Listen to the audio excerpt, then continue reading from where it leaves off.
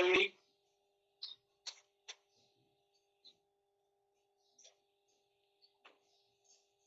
Good morning.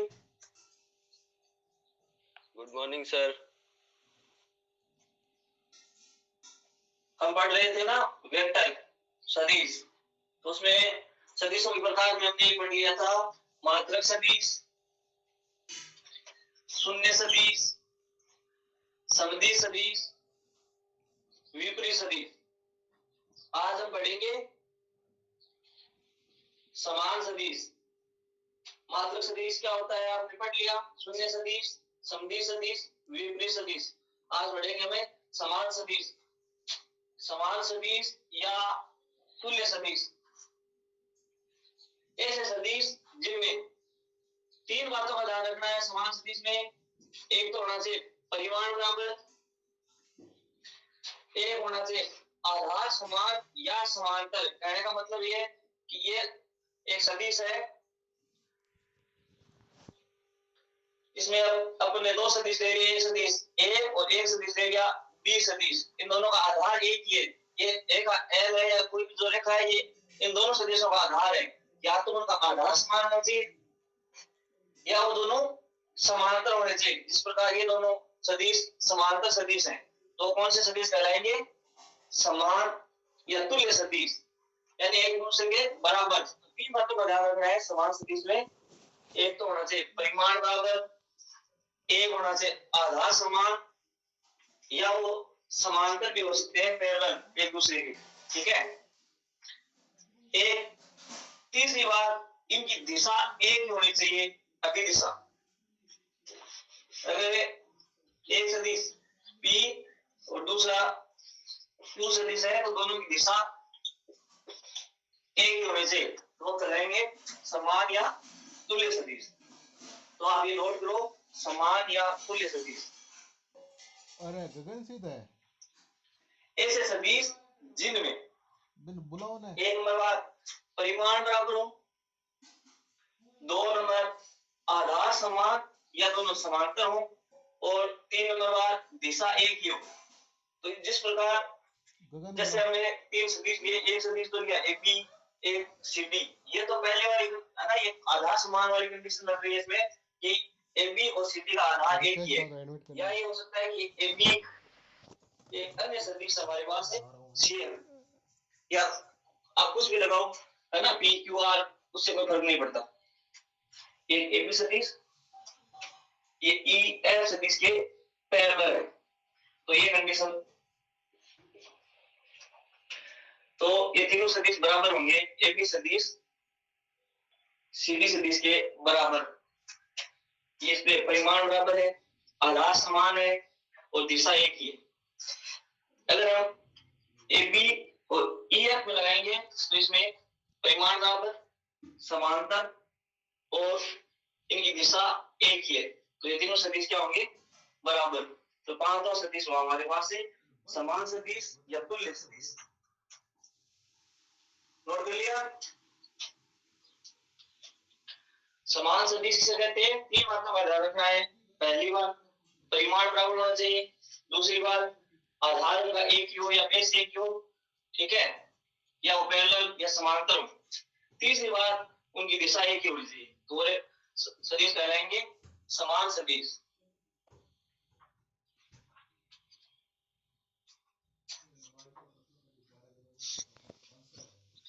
अब अपने पास ये और सदिश है 6 नंबर ऋण सदिश। इसमें भी दो बातों का ध्यान रखना है। ऐसे सदिश जिनमें एक नंबर बात दिशा विपरीत हो और मापांक समान हो। कहने का मतलब है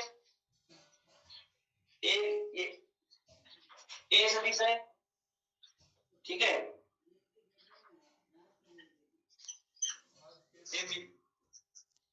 तो ये ऋण सदिश होगा जब इसकी दिशा बी से ए की तरफ, तो ये होगा माइनस ए सदिश।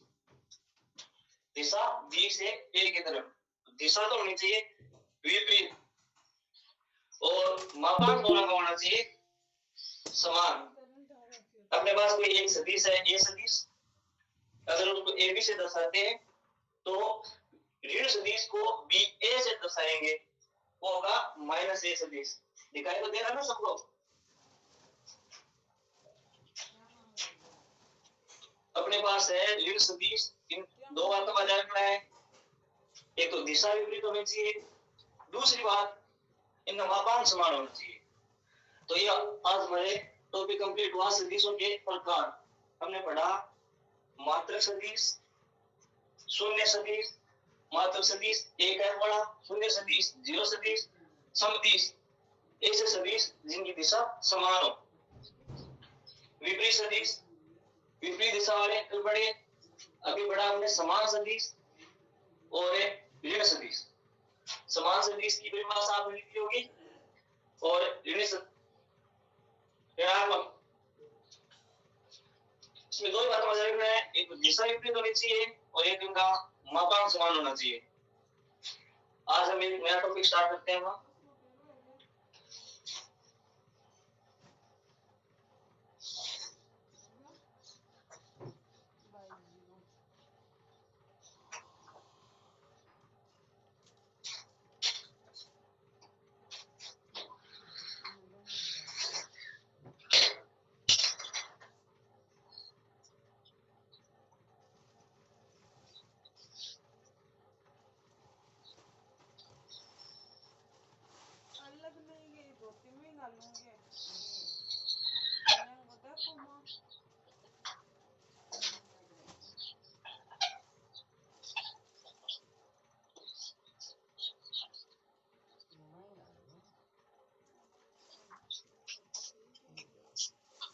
ये आपको बनाया हुआ ना,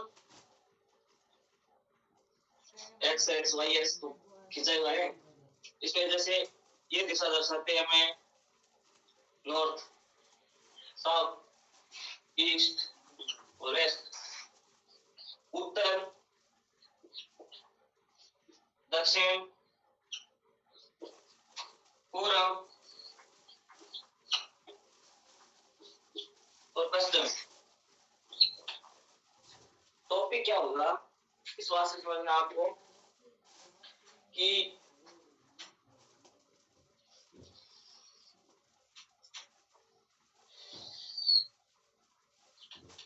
पहले समझो कि लिखेंगे।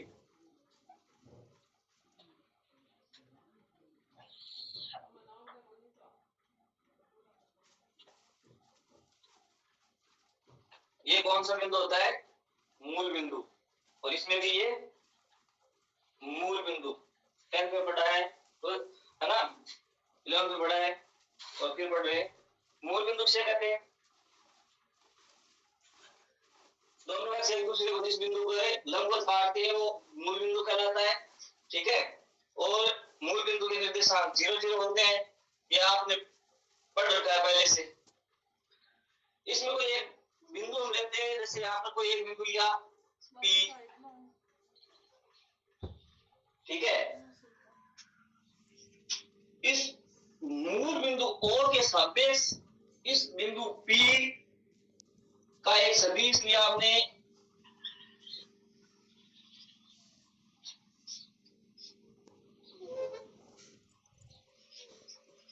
OP सदिश। ध्यान से सुनना, मूल बिंदु O के सापेक्ष इस बिंदु P का स्थिति सदिश OP सदिश। ठीक है, तो सदिश तो होगा ये OP सदिश। ये जो OP सदिश है यह मूल बिंदु O के सापेक्ष P का स्थिति सदिश है। ये आपने पढ़ रखा है फिजिक्स में। स्थिति सदिश को ये मतलब है सीधी सी सिंपल सी भाषा में कि एक बिंदु अगर कोई फिक्स करा और B के सापेक्ष कोई और बिंदु है बाकी स्थिति की है, आयता 3D है ना, अंतरिक्ष है, आप अंतरिक्ष में मान लो सूर्य, ठीक है, सूर्य एक है, सूर्य एक मूल बिंदु मान लियो, ठीक है, सापेक्ष और अन्य तरह की अपस्थिति जो भी बताऊंगा फिजिक्स में पढ़ी है, तो वो तो एक मूल बिंदु है, एक सापेक्ष अन्य तरह के ग्रह हैं, बाकी दूरी वगैरह निकालना, बाकी स्थिति निकालना तो है स्थिति सदिश मेरो कहने को मतलब वो है कि જ્યાં इन अपन आलेख पर दर्शानो है तो अपन एक सवाल मिलसी कि जे कदे आज सामुसी उत्तर पूर्व दक्षिण पश्चिम ठीक है सवाल हो कहते कि उत्तर से पूर्व उत्तर से पूर्व 30 डिग्री उत्तर से पूर्व 30 डिग्री का आलेख निरूपण कीजिए ठीक है और वो भी कुछ दूरी रहेगा उत्तर से पूर्व में जैसे आपको कहते हैं कि 30 किलोमीटर दूरी है तो उसको लिखेंगे विस्थापन से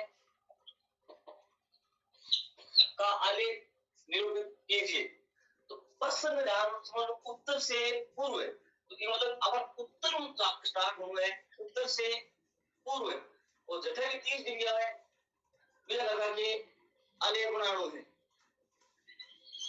उत्तर से पूर्व है एंगल को लगाना है 30 डिग्री जब मान लो तो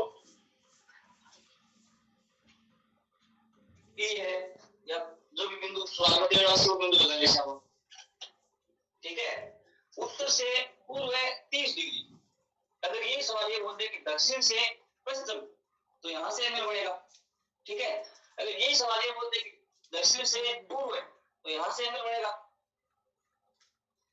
हमने पैमाना पढ़ रखा है ग्राफ पढ़ रखा है एक पैमाने का था तो ये मान लेंगे कि भाई यहाँ तक इकाई 10 है यहाँ तक 20 है यहाँ तक 30 है उस हिसाब से इसको ग्राफ में निरूपित कर देंगे ठीक है तो लेकर एक बार कच्चा चित्र बनाते हैं इस बार मान लो यहाँ 10 है यहाँ 20 है ठीक है यहाँ 10 है 20 है ठीक है तो यहाँ 10 20 ये मान लो 30 आ गए तो ये ओपी सदिश है इसका ये आलेख निरूपण है तो टॉपिक है हमारा स्थिति सदिश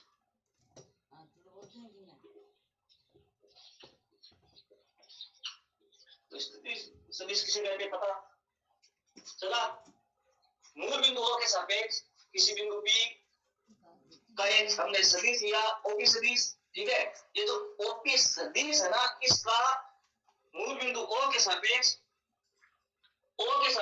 P का स्थिति सदिश ओपी सदिश कहलाता है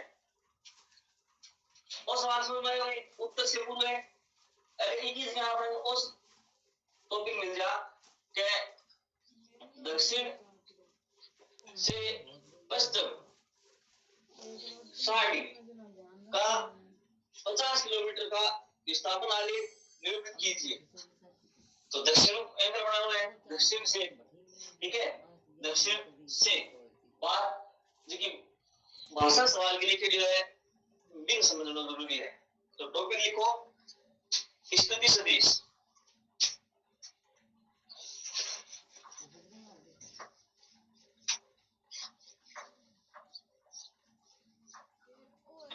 स्थिति सदिश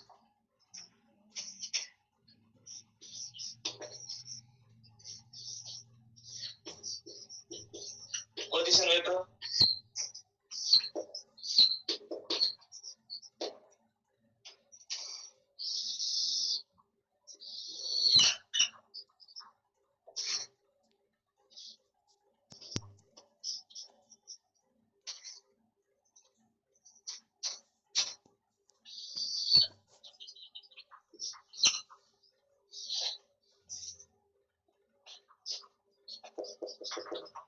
एक बात को ध्यान रखना अब हम 2 दिन ये सदिश पढ़ता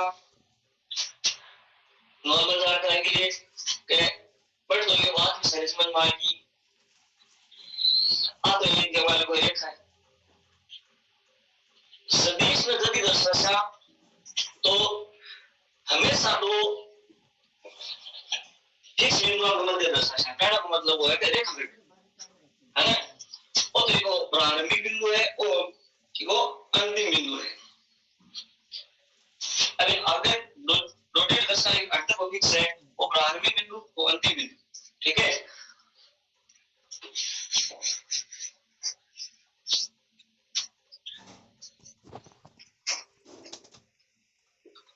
देखो मूल बिंदु ओ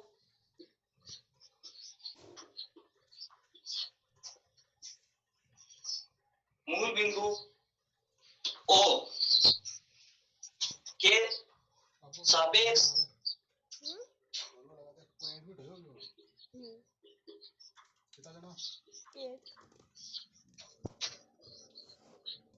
बिंदु बी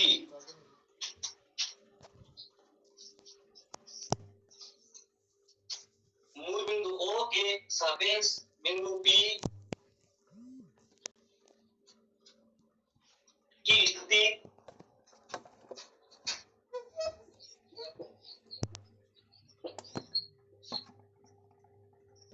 ओपी सदिश लेटिन दे നല്ല പാത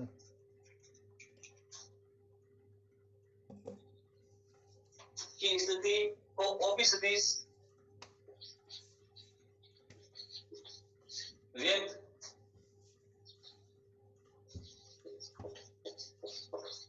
कोई डायग्राम करो साहब पास है ठीक है ना तो अगर बिंदु ए बताओ आप ओ ए लिख का अगर बिंदु ओ बी लगाड़ बताओ आप ओ बी सदिश लिख का अब तो इस मूल बिंदु ओ के सापेक्ष पी को स्थिति सदिश ये इस सदिश की स्थिति व्यक्त करिए ठीक है मैं परिभाषा है देखो ओपी सदिश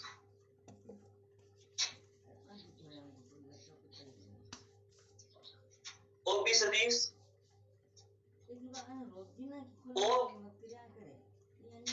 ओपी सदिश ओ के सापेक्ष बिंदु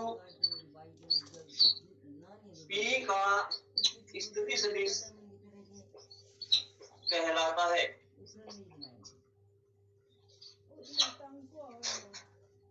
ये जो ओपी सदिश है ना ये ओपी वेक्टर ये ओ के सापेक्ष पी का स्थिति सदिश कहलाता है सदिश होगा ओपी सदिश ओ के सापेक्ष पी का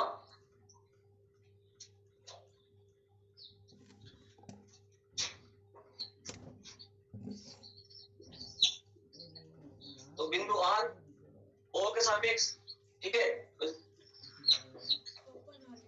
सदिश हो ओ आर सदिश ओ आर सदिश ओ के सापेक्ष बिंदु आर को स्थिति सदिश है ठीक है बाकी बेसिक सिद्धांत में घर पर नहीं है पहले भी आवाज आ रही है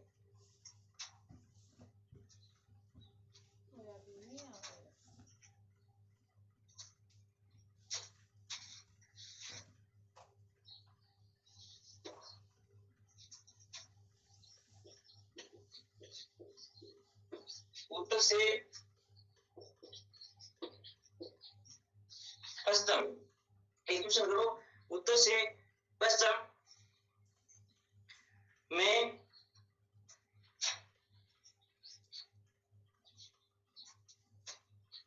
60 डिग्री के साथ 50 किलोमीटर का 50 किलोमीटर के विस्थापन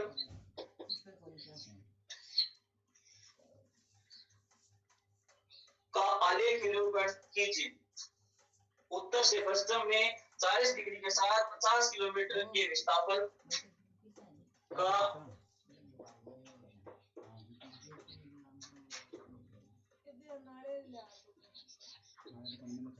आलेख निरूपण कीजिए कहना मतलब है कि सिर्फ आलेख का प्रदर्शन है डायग्राम बनाना है उत्तर से पश्चिम पहले एक बार मैं समझा चुकी हूँ एक और सवाल करना है ये और करना 40 डिग्री के साथ 50 किलोमीटर का तो अपन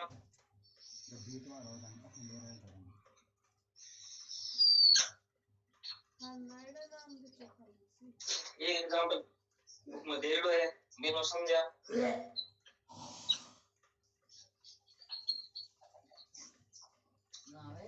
आवाज आ रही है ना हाँ सर आ रही है ठीक है ये उत्तर दिशा ठीक है, ये दक्षिण, ये पूर्व और ये पश्चिम। यहाँ से बना दूं क्या?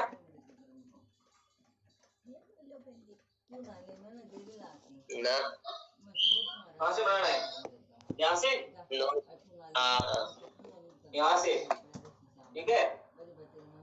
पता अच्छी तरह इस प्रकार दर्शाया है कि मान लो यहाँ से यहाँ तक है 40 डिग्री एंगल ये आ गया, ठीक है।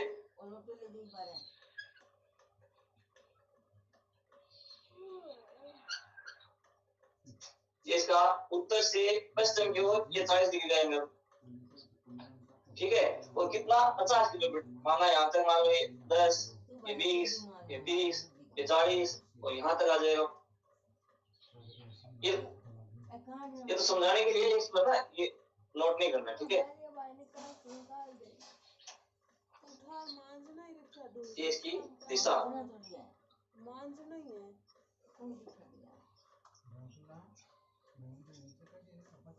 50 किलोमीटर।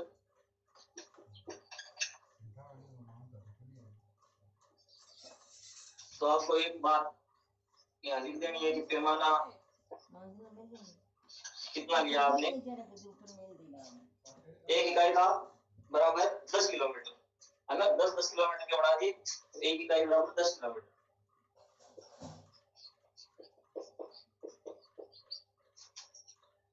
तो इस प्रकार का कोई भी सवाल आएगा वो आप, मुझे उम्मीद है कि हल कर लोगे, ठीक है ना।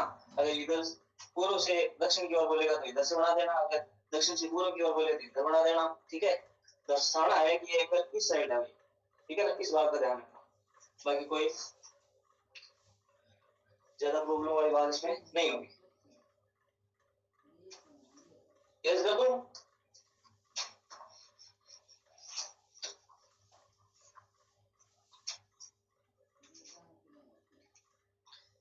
अब देखो बीच में नॉर्मल बेसिक बात और करा, जब मान लो तो कोई एक बिंदु है, ठीक है। अपन 2-3 जगह पड़ता है, छोटी छोटी बातें को ध्यान भी रखनी चाहिए कि जब वो बिंदु है, ठीक है, मान लो 2, 3, 5 कोई निर्देशांक दे रहे हैं, आप बताने सदिश निरूपित करना है।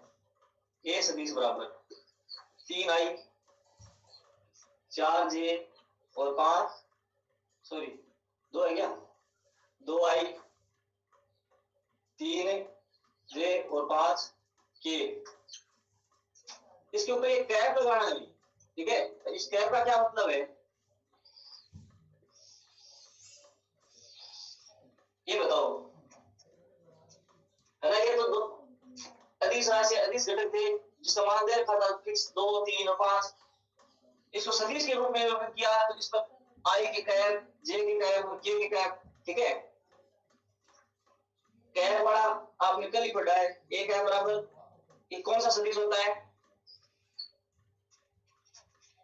मात्रक सदिश। शाबाश, मात्रक सदिश। इसका मतलब इसका मापांक कितना होगा, मापांक भाई आई कैप है ना, इसका मापांक कितना होगा। मात्रक सदिश की परिभाषा यही है ना। मात्रक सदिश का मापांक क्या होता है, एक, 2 गुणा 1 है, 2 ही है, लेकिन इसको दर्शाया किसमें, सदिश में। इसी प्रकार ये भी एक ही है। अब आपको सीधा परिभाषा इसमें लिखी हुई लगेगी ना, आई कैप, जहां पर आई कैप, जे कैप, के कैप मात्रक सदिश है या इकाई सदिश। तो हमने मात्रक सदिश के बारे में पूरी परिभाषा पढ़ ली। ये इनका मान एक ही है क्योंकि ये आई कैप, ठीक है, और आई कैप यानी ये मात्रक सदिश है। इसी प्रकार जे कैप ये भी मात्रक सदिश है, और इसी प्रकार ये के कैप ये भी मात्रक सदिश है। आई है एक्स के साथ, जे है वाई के साथ और के है जेड के साथ। छोटी छोटी बातें बता रहे हैं। अब देखो एक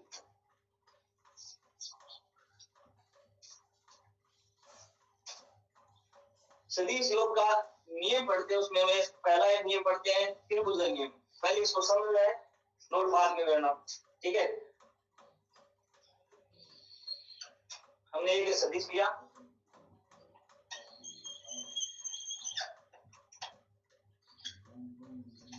ए सदिश सॉरी ए बिंदु और बी बिंदु सदिश हो गया ए बी सदिश, जिसका ए कौन सा बिंदु है, प्रारंभिक बिंदु जहां से यह सदिश शुरू हो रहा है, ठीक है, और बी ए बी के लिए अंतिम बिंदु है, ठीक है, और इसकी दिशा है ए बी, ए से बी की ओर,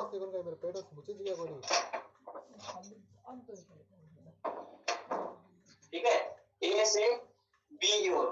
इसी के साथ एक सदिश और ले लिया,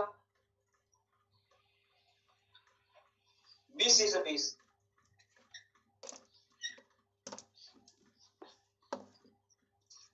बी से सी की ओर, ए को सी से मिला दिया,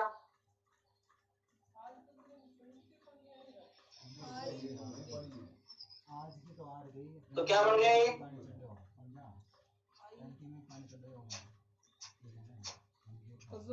पाणी कोणी भर्यो टोकण्या में त्रिभुज ट्रायंगल। भाई थोड़ा जल्दी उठा करो बाद में। तो दो सदिशों के योग का नियम, सदिशों के योग के नियम, सदिशों के योग के नियम, उसमें पहला आएगा सदिश योग का त्रिभुज नियम। ये पहला त्रिभुज नियम, देखो इसमें दिशा है ए से बी की ओर, इसमें दिशा है बी से सी की ओर, तो हम जिस प्रकार से लेते हैं उसके अनुसार इसकी दिशा होनी चाहिए, ए से बी की ओर, बी से सी की ओर, सी से ए की ओर, लेकिन इसमें ऐसा नहीं होता। त्रिभुज के नियम में इसकी दिशा होगी ए से सी की ओर। अगर ये मान लो ए सदिश है, ये बी सदिश है, और ये कोई सी सदिश है,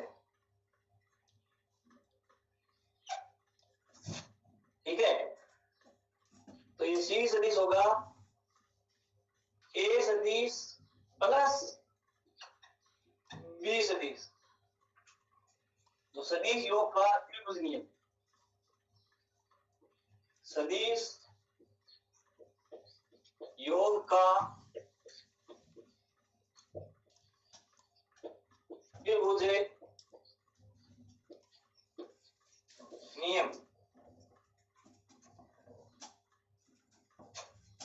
ए बी एक सदिश है, बी सी एक सदिश है, पहले मतलब दो सदिश हो गए, ए सदिश और बी सदिश, ठीक है, दो सदिशों का योग किसी त्रिभुज, दो भुजा है इसमें ए बी और बी सी, इनका योग तीसरी भुजा के, इसकी दिशा इन दोनों की क्या है, विपरीत के योग के बराबर होगा।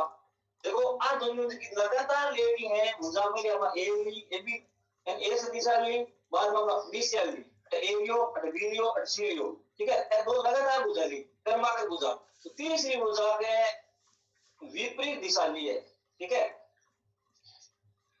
अगर भी दिशा के अनुसार लेता क्या था गया, पत्नी था गया, तो हिसाब होगा नाम तो हिसाब हो, लेकिन दिशा की विपरीत दूसरी, तो इनको सदिश योग का त्रिभुज नियम, जहां इस बात में रखना है कि दिशा विपरीत होगी।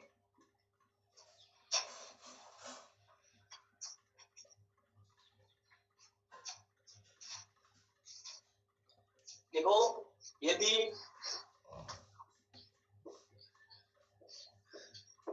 दो सदिश,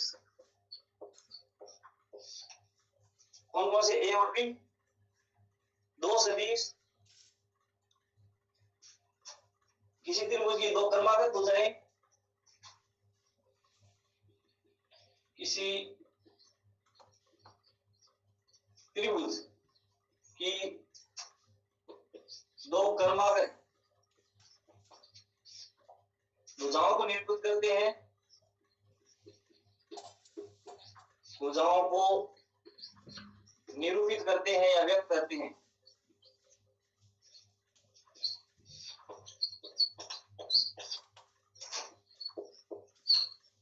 तो इन दोनों का योग, तो उन दोनों का योग, इन दोनों का योग क्या होगा, तीसरी भुजा के विपरीत, उनका योग तीसरी भुजा के विपरीत तीसरी भुजा के विपरीत सदिश द्वारा निरूपित होगा। तीसरी भुजा के विपरीत सदिश द्वारा निरूपित होगा। तीसरी भुजा के विपरीत सदिश द्वारा निरूपित होगा। लगातार दो भुजा, ठीक है, योग तीसरी भुजा के विपरीत दिशा। राइट का मतलब हो गया कि दो सदिश है ना। दो सदिश कौन कौन से? दो सदिश ए सदिश तथा बी सदिश। तो सी सदिश क्या होगा? दोनों का योग, लेकिन दिशा ध्यान रखना है कौन सी? विपरीत। दिखाई दे रहा है क्या?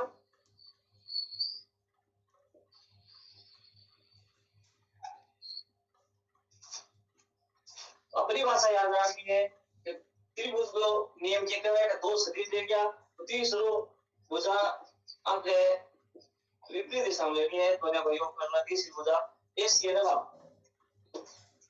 एसी सदिश होगा एबी सदिश प्लस बीसी सदिश। समझ आ गया?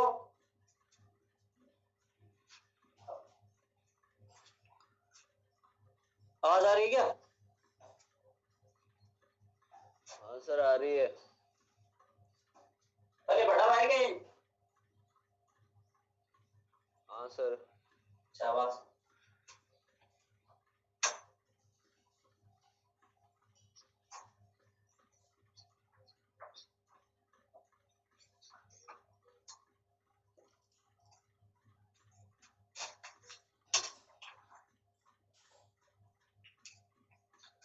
दूसरा है समांतर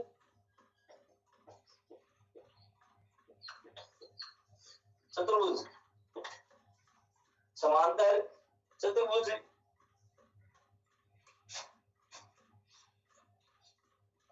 का नियम होता त्रिभुज का नियम और ये समांतर चतुर्भुज का नियम सदिश में, ठीक है। तो समांतर चतुर्भुज, समांतर चतुर्भुज से कहते हैं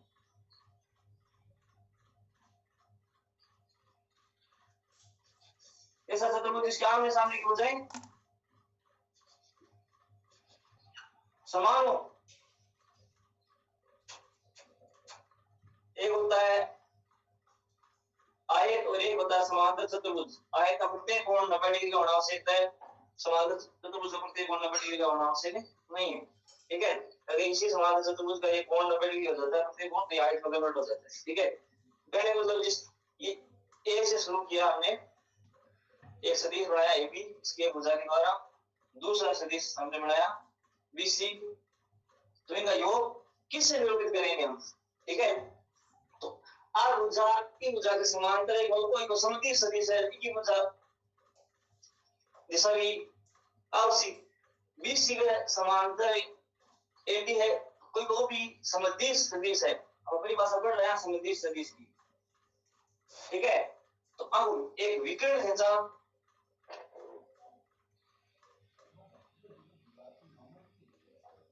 एक दिशा बताओ यहाँ कुन्नो सी आवाज आ रही है? बताओ, है ना। ऐसी की दिशा सी से ए की ओर हो गया, ए से सी की ओर, ए से सी की ओर। शाबाश, ए से सी की ओर। त्रिभुज का नियम ए और सी की ओर लगाते हो, इनमें भी एक त्रिभुज बन रहे, इनमें भी एक त्रिभुज बन रहे, दुनिया में लागू करेंगे हमारा देख लिया बात, ठीक है। ए से डी की ओर, बी से सी की ओर, ए से डी की ओर, बी से सी की ओर। अब एक कभी विपरीत आ रही है, दोनों त्रिभुज विपरीत आ रही है, दिशा उसी ए से सी की ओर। अगर वो सदिश है ए सदिश तो ओ भी ए सदिश, ठीक है।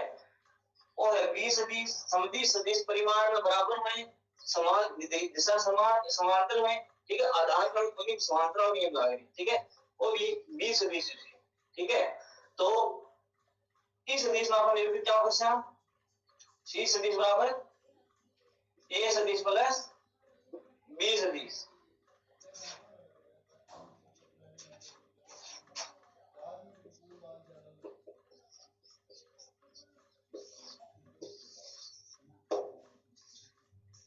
चार प्लस तीन है, तीन प्लस चार है, दोनों तीन के बराबर। छोटी क्लास में हम एक चीज पढ़ रहे हैं, गहरी क्लास में क्या पढ़िए, एक नियम पढ़े हुए हैं, क्या वो कोई चीज काम कर लो है ना, मैं चुपचाप कर लेना चाहिए। कर्म निमित्ता को तो 10 नियम, के 10 ये कर्म बदलाव पर क्या तो कोई फर्क कोई नहीं पड़े। क्या का कर्म निमित्ता नियम है वो? योग की कर्म निमित्ता नियम, ठीक है। कि अब आप भी सिद्ध कर सकते हो कहा से आपने टॉपिक कर्म निमित्ता, ठीक है। योग की कर्म निमित्ता आई अगर अपन अठना से वियोग ले वियोग नियम यानी घटाओ, यानी बाकी को कर्म बाकी कर्म नियम को पालन हुआ है कोई में। जब मान लो अगर 4 - 3 तो 3 - 4 बराबर उसका एक देखो तो 81 लिखो -81 तो योग में ही कर्म निमित्ता नियम को पालन हुआ है, गुणांक कर्म निमित्ता नियम को पालन हुआ है, बाकी या घटाओ या वियोग ले, ठीक है, इनमें कर्म निमित्ता नियम का पालन नहीं होता। अब आप इनमें भी स्थित कर सकते, ठीक है। पहले आपने सी सदिश है और योग यानी सी सदिश हो वो योग a प्लस a सदिश प्लस b सदिश, ठीक है। इस साइड को लेसे आप तो भी हो में b सदिश प्लस b सदिश प्लस a सदिश और b की है c सदिश ही कहने का मतलब वो है यस सदिश हमें कर्म विनिमय नियम को पालन करें, कर्म विनिमय नियम का पालन करता है। सदिशों का योग होता है वो कर्म विनिमय नियम का पालन करता है। दो सदिशों का योग कर्म विनिमय नियम का पालन करता है। आगे टॉपिक है जिस टॉपिक पर यहाँ बाद में कल वो नियम वो है कि दो अगर मान लो इस साइड को जोड़ना a सदिश प्लस b सदिश और भी c सदिश में निरूपित करें, इस साइड को जोड़ेगा b सदिश प्लस a सदिश और भी कौन सा सदिश में निरूपित करें c सदिश में। अभी ये LHS बराबर है ना RHS भी बराबर उसी दो समीकरण बन गई, मतलब के करना मतलब के क्यों a सदिश प्लस b सदिश बराबर होगा b सदिश प्लस a सदिश, सिंपल सी बात है। ठीक है, नियम क्या है? योग का कर्म विनिमय नियम, योग का कर्म विनिमय नियम यानी दो सदिशों का योग होता है वो कर्म विनिमय नियम का पालन करता है। तो समांतर चतुर्भुज के लिए बात करें आप, समांतर चतुर्भुज में दोनों सदिशों का योग क्या निरूपित हो? जब हमारा त्रिभुज में हमारे पास भाषा लिख दी दो भुजा यानी दो क्रमागत भुजा, ठीक है, का योग तीसरी भुजा के विपरीत क्रम में होगा, ठीक है। लेकिन वाला के एक तीसरी भुजा की जगह विकर्ण ऐसी की है विकर्ण,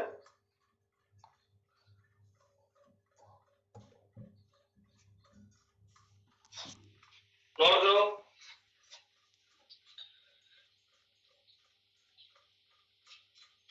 दो सदिशों का योग पर समांतर चतुर्भुज के दो सदिशों का योग पहले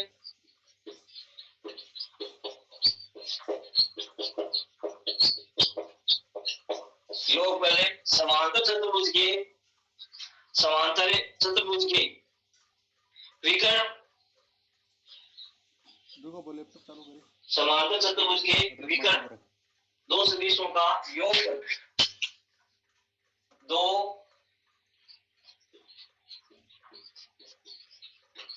सदिशों का योग पर समांतर चतुर्भुज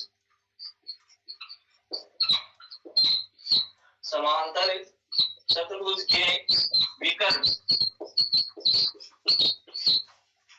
विकर्ण है ऐसी, ठीक है, समांतर चतुर्भुज के विकर्ण और विकर्ण को भी एक बात खास बात है क्या अभी भी दो बिंदु फिक्स है, तो एक ए है एक सी है, क्यों ए तो फोकस बिंदु है प्रारंभिक बिंदु और सी को है अंतिम बिंदु, और प्रारंभिक बिंदु की कोई होना चाहिए जब ये भुजा स्टार्ट करिए, ठीक है। तो ए प्रारंभिक बिंदु है विकर्ण का भी, ठीक है। Mukesh ji hello sir time up हो गया। अच्छा अभी थोड़ी देर में आपसे मुबारक जी सर कनेक्ट हो जाएंगे बच्चों।